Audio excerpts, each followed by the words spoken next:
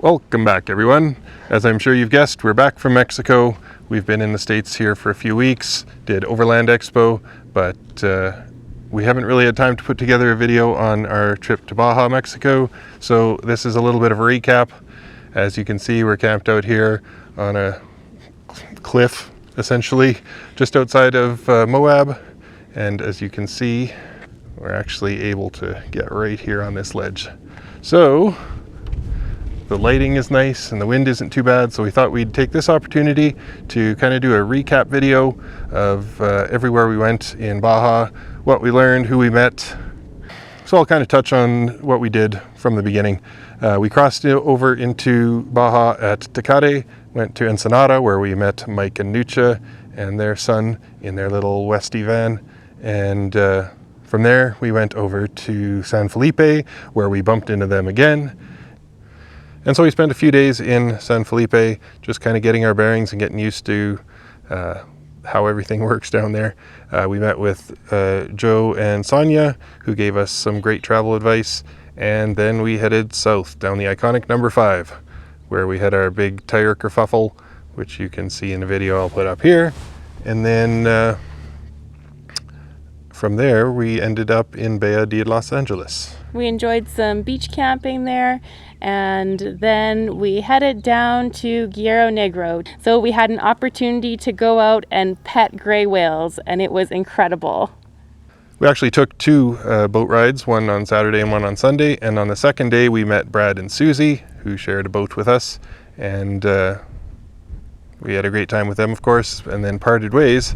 And then we headed southeast, I guess, towards Mulege, and bumped into them again. So I guess they have good taste in camp spots. We stopped at a place called Hacienda de la Habana. And it's a little privately run campground run by Fabi. And it's a gorgeous manicured yard with all kinds of tropical plants manicured very nicely. Orange orchards and grapefruits and limes everywhere. And you're welcome to pick whatever you want and juice it. And so we had a great time there, and we met a bunch of new friends. So that was a great time. We enjoyed the swimming pool. We stayed there for about a week, and everyone enjoyed me practicing my cannonballs. And yeah, that was great. We went in. It's a small little town with you know, the basics, the water purification, and all the little stores you need to get by. And there's a little farmer right next door, actually, about a 5 or 10 minute walk. The farmer was collecting, you know, whatever produce he was selling to the stores in the area, cabbage and broccoli and all that sort of stuff. And you just walk up and be like, I need some cabbage, broccoli, carrots, and lettuce, and whatever you want. He'd just grab his knife, walk out to the field, and fill up a bag for you for 80 pesos or something ridiculous. Yeah, it was very reasonable. And it was nice to actually be able to stay in a town for a week at a time, because we really got a feel for the town. We could walk in, we could go to the local food carts and enjoy more fish tacos. Yeah, we actually walked to town a few times. There's lots of neat stuff to see in the rural roads. Just cattle hanging out doing their thing, and horses and dogs, and rows of palm trees for some reason. And so from Mulege, we headed towards Todo Santos with our new best bud, Clayton. And we hung out with him for about a week, exploring the sandy beaches, and we went a lot of places, actually. And really made him feel more comfortable about getting his van up onto the beach, and all the places we went with him, just because he had the security of knowing that if he got stuck, we could drag him out. And drag him out we did a few times. After Todo Santos, we headed down to Cabo, and Cabo wasn't really our style. It's kind of a big city, so we were there just long enough to hit up Costco. So after we were all stocked up at Costco, we headed to Canon de Lazaro, where we'd seen the Traveling Together Journal visit in some of their videos, and so that was something neat for us to go see. as you can see here. I think we only got a couple pictures, but beautiful waterfall, and we got to get Kara practicing with her new snorkel set that we got at Costco, just kind of fluttering around in the water a little bit. Did you see me almost get that money? Yeah. From there, we headed to Los Barriles, where we met up with Darren of Flood Exploration. And he was gracious to take us around and show us some of the sights of that area. We got to do a little bit of hiking and get to see some more beautiful waterfalls. And as it happened, he was hosting Live and Give 4x4 in his front driveway there. They were doing some driveway boondocking. So we got to meet them and hang out and exchange some stories. After that, we realized that we only had a few weeks to spare until Expo, so we had to head north quickly. So we went back up the number 1, but we did stop at the Bay of Conception for a few days to practice some of that snorkeling.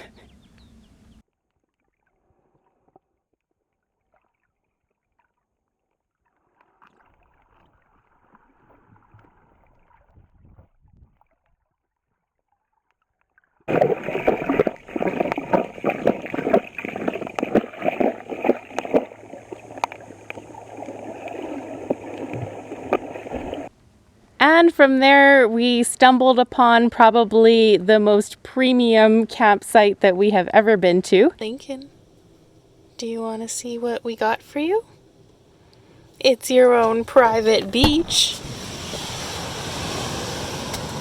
And that was wild camping at Sea Lion Arch. It was absolutely beautiful. We had the place to ourselves, and the sea lions would swim into the bay. They were quite curious about us, and we got to experience that, which was really cool for us. Yep, they mostly hung out around the corner or out of sight from where we were, but they would swim into the bay, and we sent up the drone a little bit and got some little better close-up footage. And yeah, that was a really beautiful spot. A little bit precarious to get down in there because the roadway it winds through the desert, of course, but then there's a really steep descent that's all sand, super soft sand. And so once we got down there, then we read all of the Overlander comments saying, don't go down there in a big rig because you're going to spend all day getting out. But we had very little problems. We aired down and got out without too much problem. Nope. And so from there we had to head back to the US really quickly because we had to get to Overland Expo, which was May 17th, 19th or something. And so we made haste, crossed over again at Tecate, where it was a easy 20-minute wait, and they took our sausages and then we were free to go. And stopped in Phoenix, got a couple new tires to replace the one that I blew out on the number 5 and the one that was wearing poorly due to tire memory. So we got 2 new tires there on the front, and we're in good shape tire-wise now. And yeah, from there we went to Overland Expo 2019. Where we met a whole bunch of you guys, which was super exciting. Yeah, so it was really great to meet so many of you. We gave tours all day, Friday, Saturday, and most of Sunday when it started raining and sleeting. So everyone kind of packed out of there rather quickly. But we had a great time. We gave out tons of stickers and patches that we had made to our fans who were there and wanted one. And speaking of which, if you're interested in an embroidered patch or a sticker, I'll just put some information in the description below where you can contact me to get one of those. Once they're gone, I'll remove that information, I guess. All right, now let's get into what we learned. So we had some concerns when we were going in, and a lot of them really weren't valid in the end. My concern was really about food and water. The food part of it was really ended up not being a big deal. In the big centers, you could find almost everything that you needed. In the smaller towns, it was a little bit more challenging for produce, but we had success going to a farmer's field and buying vegetables, or we just stock up in the big centers. And as far as water, in one of our earlier videos, I kind of went off the deep end with a water filter, 4-stage water filter with UV sterilization. And that turned out to be a bit overkill for this trip anyway. There's water purification retailers everywhere, and we just took our stainless steel jugs. You can walk up and fill them for think it was $1 per jug. Yeah, about that per 5 gallons. Yeah. So water in Baja anyway is not as scarce and valuable as I thought it might be. The next thing is the roads, the condition of the roads, and what it's like driving on a bulbousy looking RV like that on such roads. The number 5 highway I thought was at one point completed and then washed out, and that's why it's in such rough shape. But I've since learned that that highway was never actually completed. So there's long stretches of it that are good with washed out bridges, and the last part where we were off-roading there, that was never finished. So that's something to know. As far as the condition of the roads, the main highways are all great. There's some stretches that are a little beat up. The shoulders are all super narrow, oftentimes no shoulder. The yellow line is painted in the dirt next to the pavement kind of thing. And everybody speeds ridiculously overkill. The speed limit is 40 or 60 or 80, and the signs constantly change. Within a couple hundred feet, you'll see 2 signs going 60, 40, 60, 80, 40. 110. 40. For no reason. So everybody speeds. I tried not to, just because I didn't want to run into ticket problems. So we stuck to the speed limit whenever we could, even though it was excruciatingly slow. And then there's the odd time where you have to move with the flow of traffic. When you're in a more dense city, then you just go with the flow, and nobody stops for the stop signs. We still do. You have to watch out, make sure that people know you're stopping, and be extra careful because no one's expecting you to actually stop. And size of the truck I didn't find to be a problem. There's lots of people with RVs down there, and take it easy, follow the speed limit and you'll be fine. Don't try and do 60 miles an hour. And what else?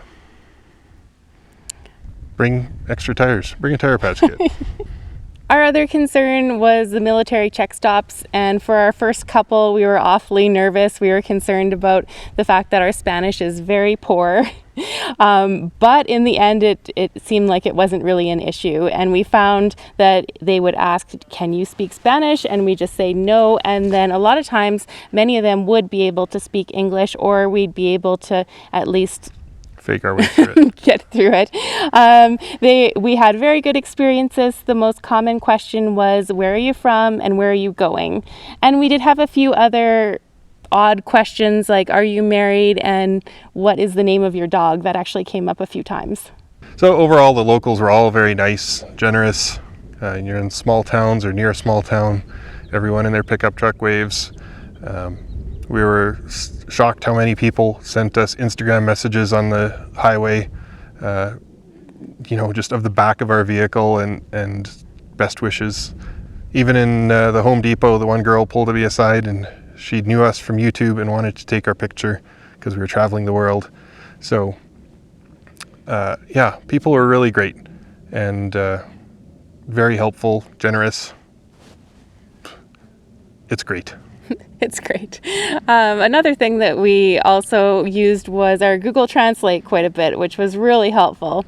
And we found that if we had a question and we talked into the phone and then we passed it over to them for the answer, they would just talk right into the phone, which made it super easy for us. Yeah, I was worried that they'd not want to talk into the black magic box, but yeah, the Google Translate with the auto language detection, it just switched back and forth between English and Spanish, and in those times where it was a more complicated thing we couldn't ask for, that worked very well. And as far as the cost of camping and such like that, we wanted to free camp or beach camp as often as we could, and we did do quite a lot of that. It was amazing. We felt perfectly safe. Never any problems that way. But there were times when we just wanted to get off the beach and out of the sun and out of the, I kind of got fed up with the sound of crashing waves after a while. So we did pay for camping in Mulege at Fabi's place there with the pool and a few others. There was a natural, that waterfall, for example, was right.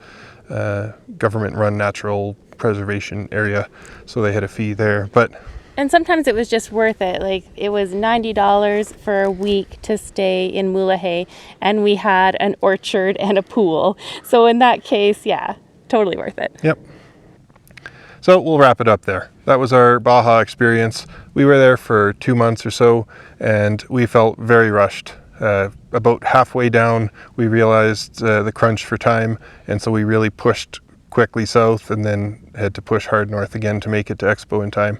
So I wish we had more time in Baja. We'll have to head there again one of these days. And as we said, now we're back in the US. We're near Moab.